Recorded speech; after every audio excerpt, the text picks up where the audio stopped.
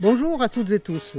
Michel et moi, nous sommes les candidats de la nouvelle Union populaire écologique et sociale pour les élections législatives sur la 5e circonscription du Gard. Michel, c'est le titulaire. Tous les deux, nous sommes des maires de petits villages, Irène de la commune de Dourby et moi de la commune de Saint-Félix-de-Palière. Irène est ma suppléante. Comme tant d'autres, tous les deux, nous sommes des militants de longue date. Engagés dans la France insoumise et 100% en accord avec le programme de la nouvelle Union populaire écologique et sociale.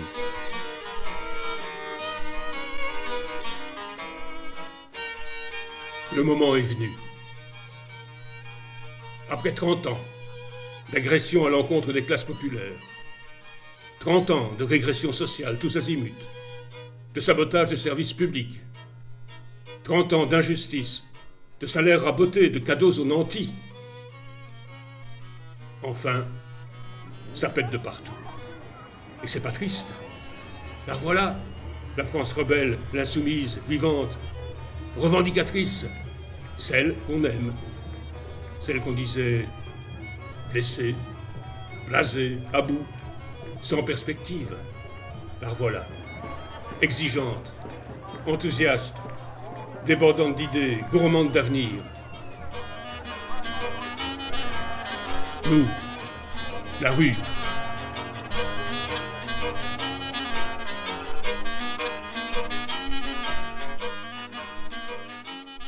Nous sommes absolument déterminés à en finir avec les énergies fossiles. Le gouvernement prétend qu'il veut aller dans le sens de la réduction du réchauffement climatique, mais en fait les mesures qu'il prend vont au contraire vers une société plus productiviste en développant des équipements comme la 5G, la construction de réacteurs, sous prétexte que le nucléaire pourrait être fournisseur d'une électricité décarbonée. Ce qui est faux, c'est un leurre, c'est un mensonge, c'est une intox. Nous devons aller vers la sobriété qui implique au contraire non seulement de mettre un bémol sur les énergies fossiles, mais également sur le nucléaire. Nous, ce que nous voulons, c'est une agriculture plus écologique, respectueuse de l'environnement et des consommateurs.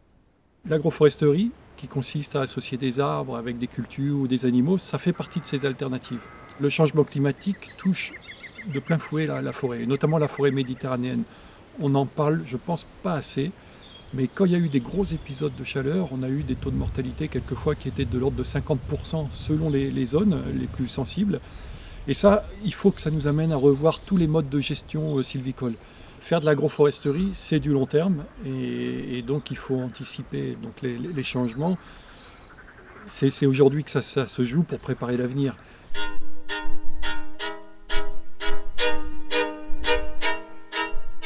Les produits chimiques qu'on ajoute en forme de béquille pour maintenir les plantes en santé, entre guillemets, et maintenir les productions, sont des produits qui sont toxiques pour la plupart, dangereux pour le consommateur et dangereux pour l'agriculteur qui les utilise. Il ne faut pas parler d'exploitation, il faut parler de cultiver. Il faut dire cultiver une terre. Donc cultiver, ça veut dire qu'on ne va pas chercher, dépasser les capacités de la terre à produire ce qu'elle peut produire. Moi, ça fait 43 ans que j'ai commencé à faire de l'agriculture biologique. Nous défendrons bec et ongles l'école, l'hôpital, la santé et tous les services publics auxquels toutes et tous nous avons droit. Je suis arrivée sur l'école dans laquelle je suis en début d'année scolaire et avec une situation très instable puisqu'il y avait une menace de fermeture de classe. Donc jusqu'à une semaine après la rentrée, je ne savais pas si finalement on allait m'envoyer ailleurs. Au mois de mai, on nous a annoncé donc la fermeture de classe du coup pour l'année prochaine. Donc tout le travail accumulé cette année ne pourra pas se continuer l'année prochaine. Et pour moi, je suis donc obligée de quitter cette école. Et pour les enfants, ça veut dire qu'ils vont se retrouver dans des classes à double niveau. Notre devoir, c'est d'accueillir tous les enfants et qu'ils aient un espace où s'épanouir. C'est comme ça que je vois l'école. Je trouve qu'on ne va pas dans ce sens quand on transforme l'école dans un sens ultralibéral, quand on la transforme en entreprise, quand on veut à tout prix évaluer tout le temps. Ça, c'est aussi, on n'est pas sur le même temps, on est sur un temps long quand et encore plus avec des enfants jeunes. encore plus. Cette idée de mettre des chefs d'établissement qui vont évaluer, qui vont recruter, qui vont être comparés, je pense que c'est effectivement le même problème à l'hôpital quand on mesure, on veut à tout prix évaluer chaque acte que fait un médecin, mais c'est pas comme ça que ça se passe. Et puis c'est pas comme ça aussi humainement. Nous ferons tout pour établir plus de justice sociale et pour une meilleure répartition des richesses, mais surtout pour éradiquer la pauvreté. Nous sommes le collectif d'action contre le chômage et la précarité d'Alès et des Cévennes. Nous venons en aide surtout alimentaire, accueil, accompagnement. Ils sont mal lotis, ils sont mal logés, des logements insalubres, beaucoup d'humidité. Donc des factures d'EDF, des factures pour se chauffer, très importantes. Et du coup, ça fait une chaîne et qui arrive à ce qu'au niveau alimentaire, ils ont un budget, on va dire, de 20 € par semaine pour manger. Et c'est très, très compliqué pour ces familles-là.